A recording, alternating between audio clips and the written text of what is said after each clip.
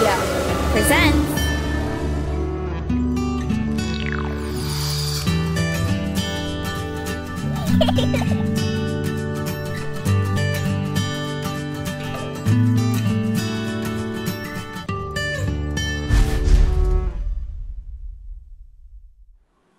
Welcome to Captivating Cappadocia. Today we are interviewing Hugh Pope, author of Sons of the Conquerors, a wonderful book, and he's going to tell us more about himself. So why don't we just start there, Hugh? Why don't you just tell us about yourself and introduce yourself to the audience? Well, my name is Hugh Pope. I'm the project director for Turkey and Cyprus at International Crisis Group. But before that, I was working for about 25 years with all kinds of journalistic outlets, most recently the Wall Street Journal for about 10 years. And I was based in Istanbul, and I covered the Balkans, the Middle East, the Central Asia, the Caucasus, about 30 countries from here, and had a great time, but got disillusioned with the trade of journalism, and was very lucky to join this non-profit which aims to try and prevent conflicts and mitigate possible outbreaks of violence and support peace processes through writing long, thorough reports about the causes of the conflict. Okay, and so you're based in Istanbul, is that correct? I'm still based in Istanbul, yes. But what you do just cover Turkey or a much bigger? Turkey and its neighbors. We initially aimed to try and support the EU-Turkey convergence story, which we've had great success with, as you can see. Then we tried to explain the ambitions in the Middle East and pointed out their constraints. And indeed, the Middle East policy of Turkey is in trouble. So writing about Israel, Iran, Syria as well, but always in relation to Turkey. And if any of your watchers are interested in Cyprus, we have 6 or 7 full reports on Cyprus over the last 6 years, which are available for free on www.crisisgroup.org. Let's move to the book. Just a basic question, like how long did it actually take you to research and write the book, and did you do it as part of other jobs, or were you doing this for this book the whole time? I think I first had the idea of the book back in the late 80s, when I first discovered that Turkish is spoken by people beyond Turkey, something which I know it sounds astonishingly ignorant, but back in the 80s I had no idea that was the case. So suddenly you could meet someone from China, what I thought of as Chinese, but in fact he spoke, his native language was a kind of Turkish which I could almost understand. Mm-hmm. So that made me think that there was a really interesting story out there to talk about. And I met people from Crimea, Tatar Turks, and I met the great explosion of Turkic peoples in Azerbaijan as the Soviet Union collapsed.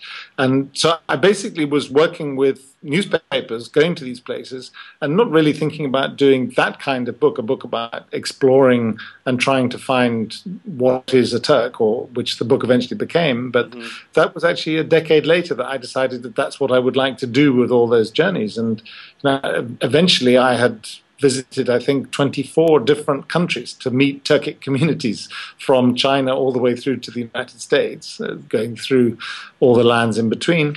And amazing. Yeah, and you ask who supported it. Well, luckily, I always managed to find an excuse to go to these places for my newspapers. I mean, it would be an impossible amount of money to ask a publisher to forward. I mean, I can just imagine going in trying to say, give me $500,000 and I'll write this really interesting book on what the essence of Turkishness is. I mean, yes. No way. Exactly. I was thinking that.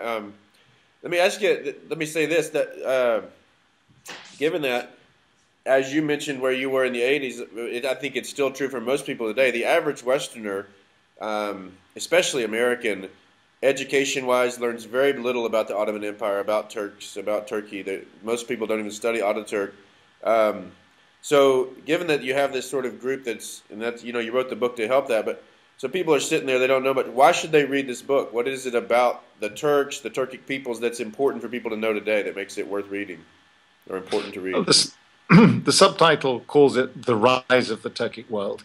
And I think that it's trying to fill a gap. I mean, there are arguably 150 million people on the planet who speak varieties of Turkish. And as you say, most people haven't really got a clue about it. Even Turkey, the biggest and most powerful of these states, is really a second division country, a middle income country with great ambitions, great self-image. But, at the end of the day, it doesn't seem to be trying for promotion into the first division, if you like.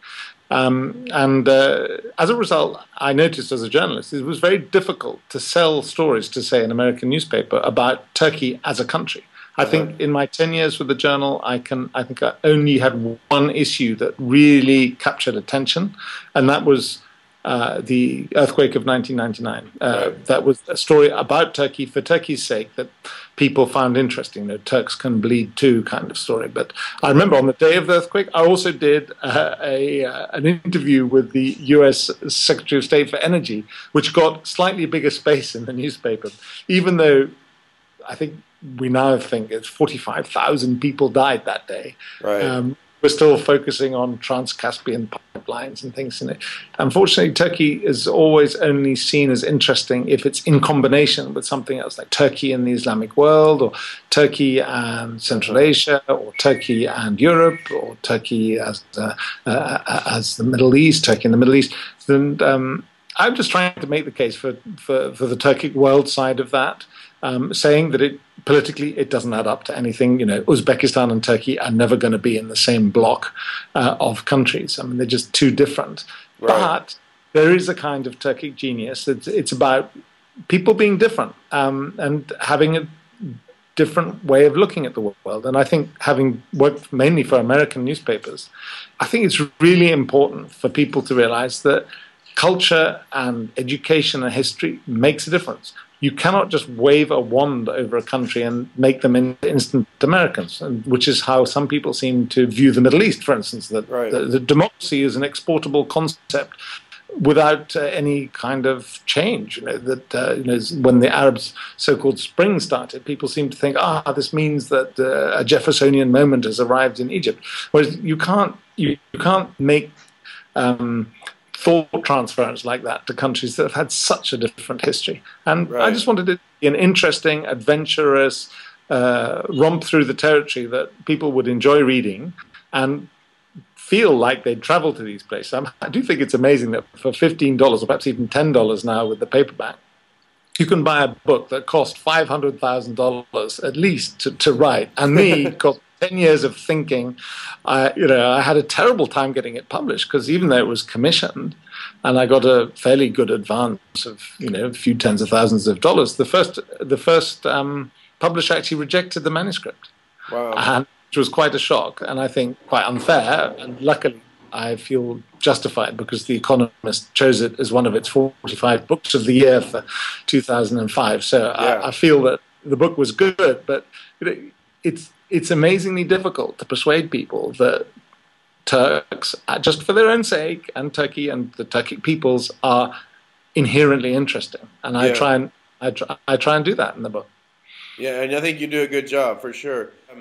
Let's move on. The question is this: you could have done this Turkey, Kazakhstan, Uzbekistan, that kind of thing. You chose a sort of a more thematic, where you take an idea, a topic, and then show how the different countries all fit together within that. And I really liked that way you did that. Was that you mentioned your wife, was that something that developed over time, or was that from the beginning you had this picture? How did that work?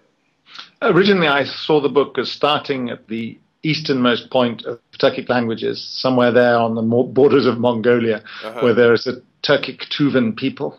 And I never got there, but I did get to the easternmost edge of the Turkic speakers in China, and I thought I would just make the trip through all the way to the Appalachian Mountains in the US. It's thousands of miles and everything, and I thought that just doing that trip would be the narrative that would hold the book together. But actually, it's really difficult to do, because then you get into very dangerous territory, which is one of the quicksands of the travel writer. Is you end up saying, and at this border I had this problem, and then on this road I had that problem. So I eventually was very strict with myself. I allowed myself one border crossing, one sea journey, one air journey, so that I would never, I hoped never repeat myself. Right. But that, of course, would also have brought us into the territory of going, for instance, the Turkic republics of Central Asia, going Kyrgyzstan, Kazakhstan, Uzbekistan, Turkmenistan. But that is, I think, would have killed the book, because Yeah, each I time, agree.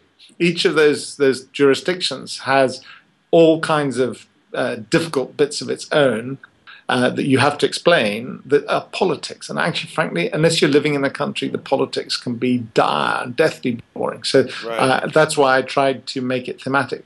However, the risk is, of course, is your reader doesn't know where you are. And I mean, especially if you're not, a very famous author, people don't just automatically go with your judgment. Mostly, people buy books about single countries. For instance, I've written a book about a thematic book about the Middle East as well, called Dining with Al Qaeda, which does, I hope, for the Middle East something similar to what I tried to do for the Turkic world in Sons of the Conquerors. But general thematic books about regions are very difficult for people to get a grip on, because most people are only interested in one country at a time. So my first book, Turkey Unveiled, co-written with my first wife, that's the one that actually sells a significant number of books, because people see it's about a specific subject that they want to know about. You have to. Thank you for your kind comments, but it takes quite a leap of faith to accept someone else juggling around with all the different countries and putting. What last question? Just interesting to me, the process of writing a book like this. And as I told you in the email, I've talked to Chris Morris, I talked to Stephen Kinzer, similar type books and writing. And let me just say, I like this book personally because I had lived in Central Asia for a while, so it was really, I thought you just nailed it, and I was really. When you described Kazakhstan, when you described Uzbekistan, it was, having lived there for a few years each place, you hit it perfectly. I was really impressed. How do you go in, you just are there for a short time, you interview a few people, and then you try to get a picture of what's really going on from a few anecdotal ideas? How's that process work? Because you did it really well.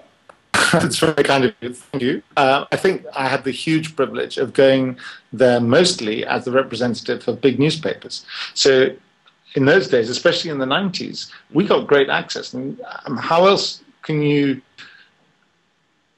be able to judge, for instance, the president of Kazakhstan, unless you've had the good fortune to sit across from him in his private jet while madly he's flying from Astana to Singapore? That doesn't happen to ordinary authors. It happened to me only because I happen to be a journalist. And I think that the key to the matter is how many times you visit a place. I mean, I think that for instance, on Kazakhstan, which I cannot have spent more than a couple of months in total, but my fortune was that I crisscrossed it on at least 6 or 7 trips, probably more, met a huge variety of people, and used the repeat. You can test your ideas over and over again. And of course, Kazakhstan is not so different from Uzbekistan and Kyrgyzstan. So there's an overlap, so you can see different aspects of it. And then gradually you form an idea. And of course, when we talk about objectivity, a reporter like me or an author like me will form an idea as a result of their experience in interviews. And then, having formed the idea, will attach the anecdotes to serve that idea. Right. Of course, but one hopes to be kept honest by the facts. But of course, one uses the facts that are useful to one's argument. So there are two sides to the process. But I think time. I don't think anybody should try and write a book about anything they haven't spent 10 years thinking about. That's my feeling about it. Yeah. Well, you did good. I remember I had one friend that would eat anything, and when we were in Kazakhstan at any special dinner, I always make sure I sat next to him so I could just hand him whatever eyeball or ear we got. So yeah, no, that was horrible. Learning how to eat an ear. Yeah, oh dear. Yeah, you could chew it forever. Well, thank you so much for the time, and it's been a little bit crazy with the internet issues, but you've been very generous and gracious, and I appreciate that, Hugh. Thank you so much. Well, thanks for your interest. Okay, thank you. Bye-bye. All right.